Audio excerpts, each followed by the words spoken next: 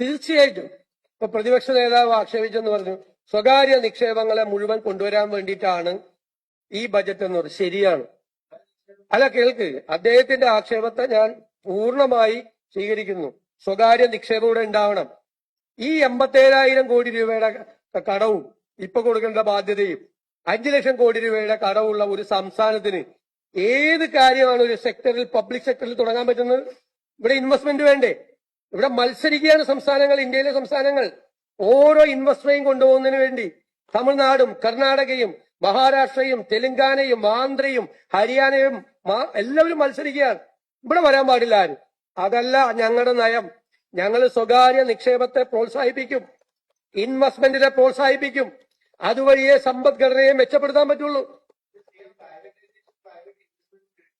Privatisation എവിടെയാണ് ഉണ്ടാക്കിയത്? അല്ല, ഏത് മേഖലയാണ് സ്വകാര്യവൽക്കരിച്ചത്? KSRTC സ്വകാര്യവൽക്കരിച്ചോ? വാട്ടർ ഇറങ്ങും അവിടെ, ഒരു സംശയം വേണ്ട. അത് തുടങ്ങുക, അത് തന്നെയാണ് പോളിസി. പിന്നെ ഔട്ട് ഓഫ് പോർട്ട് അത് ഡെവലപ്പ് ചെയ്യും. അവിടെ ഫിഷറീസ് എക്സ്പോർട്ട് ഉണ്ടാവും. അവിടെ ഒരുപാട് തൊഴിലവസരങ്ങൾ കിട്ടുന്ന ലോജിസ്റ്റിക്സ് പാർക്കുകൾ ഉണ്ടാവും.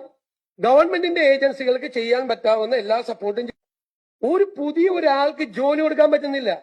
ഉള്ള ജോലിയിൽ നിന്ന് ആള് റിട്ടയർ ചെയ്യുമ്പോൾ കോൺട്രാക്ട് ലേബറെ വെച്ചുകൊണ്ടാണ് കേരളത്തിലെ പബ്ലിക് സെക്ടർ നടന്നുകൊണ്ട് പോകുന്നത്. നിങ്ങളൊന്ന് അന്വേഷിക്കുക.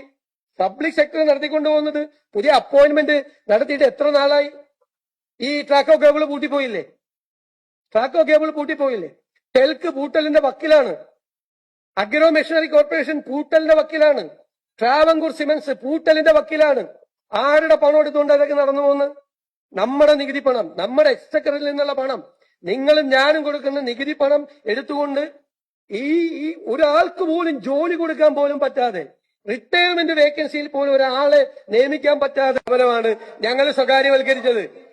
അങ്ങനെയൊന്നുമില്ല. ഇതെല്ലാം എല്ലാ സംസ്ഥാനങ്ങളിലും, കേരളത്തിലെ, ഇന്ത്യയിലെ എല്ലാ സംസ്ഥാനങ്ങളിലെ ഇൻവെസ്റ്റ്മെന്റ് പോളിസിയാണിത്.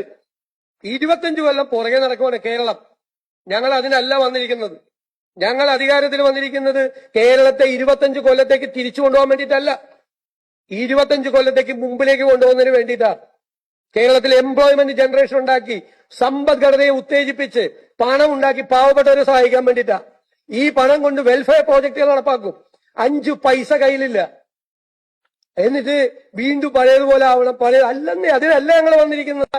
മുഴുവൻ വരുത്തിവെച്ച പിണറായി വിജയൻ വന്ന് ഈ ചോദ്യം എന്നോട് ചോദിക്കണ്ട. ഈ ജീവനക്കാർ മുഴുവൻ അദ്ദേഹത്തോട് തിരിച്ചു ചോദിച്ചോളൂ. ആരാ ഈ കുടിശ്ശിക ഉണ്ടാക്കിയത്? ഞങ്ങളാണോ?